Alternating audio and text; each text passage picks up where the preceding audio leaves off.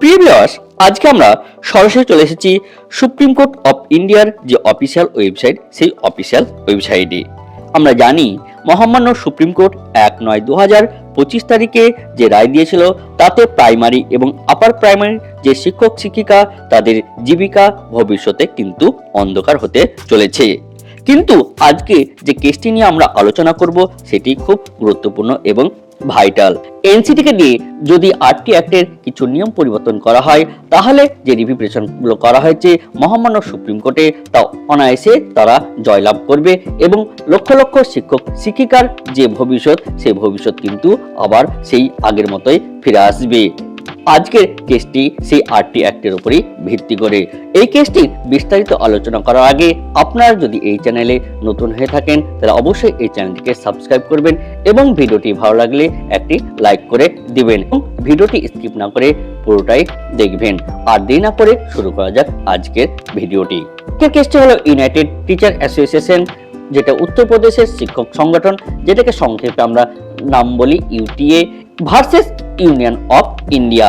Diary number হলো 55636/2025।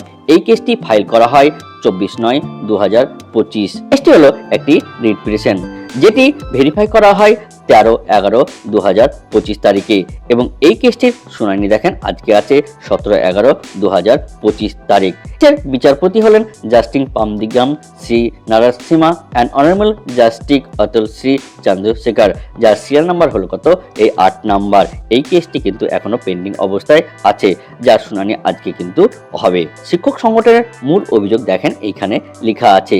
এইখানে দেখেন বলা আছে যে এডুকেশনাল ইনস্টিটিউট অ্যাডমিশন ম্যানেজমেন্ট এবং বিভিন্ন স্কুলে যে অ্যাডমিশন, যে পরীক্ষার পদ্ধতি, যে টিউশন ফিজ, সর্বোপরি যদি দেখি এইখানে দেখেন লেখা আছে যে রাইট টু এডুকেশন অ্যাক্ট, অর্থাৎ রাইট টু এডুকেশন অ্যাক্টকে এখানে কিন্তু চ্যালেঞ্জ করা হয়েছে। যদি রাইট টু এডুকেশনের অ্যাক্টের যে নোটিফিকেশন বা গেজেট পেতে চান, তাহলে আমার টেলিগ্রাম চ্যানেলের লিঙ্ক আমার ডিসক্রিপশন বক্সে দিয়ে দেবো।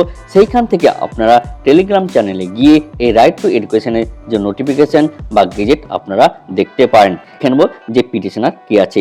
পিটিশনার কথা আমরা একটু আগে বললাম। পিটিশনার হলো ইউনাইটেড টিচার অ্যাসোসিয়েশন, যেটাকে সংক্ষেপে আমরা বলি ইউটিএ, যেটা উত্তরপ্রদেশ। এবং এই দেখেন রেসপন্ডেন্ট নেমগুলো কে কে আছে, ইউনিয়ন অফ ইন্ডিয়া এবং সর্বোপরি আমরা যদি ভালো করে দেখি যে ন্যাশনাল কাউন্সিল ফর টিচার, অর্থাৎ এনসিটিকে কিন্তু এখানেও তার রেসপন্ডেন্ট করা হয়েছে। এবং এখানে আরও একটি নাম আছে, যেটা হলো উত্তরপ্রদেশ সরকার। এবং এই যে শুনানি শুরু হবে, এই শুনানি কিন্তু খুবই ইম্পর্টেন্ট হতে চলেছে। এই শুনানির প্রভাব মহামান্য সুপ্রিম কোর্টে যে রিভিপ্রেশন করা হয়েছে তার উপরে কিন্তু পড়তে পারে। তাই আজকের যে শুনানি হবে সেটি খুবই ইম্পর্টেন্ট। তাহলে আজকের ভিডিওতে আজকের যে আপডেট তা আমরা আলোচনা করলাম এবং এই ভিডিওটি ভালো লাগলে অবশ্যই একটি লাইক করে দিবেন এবং এই চ্যানেলে নতুন হয়ে থাকলে অবশ্যই এই চ্যানেলটিকে সাবস্ক্রাইব করে রাখবেন। তাই আজকের ভিডিওতে এই পর্যন্ত। এই ভিডিওতে আবার কোনো আপডেট নিয়ে আসবো। তাই আজকের ভিডিওতে এই পর্যন্ত। এর পরের ভিডিওতে আবার আপনার সাথে দেখা হবে। ধন্যবাদ।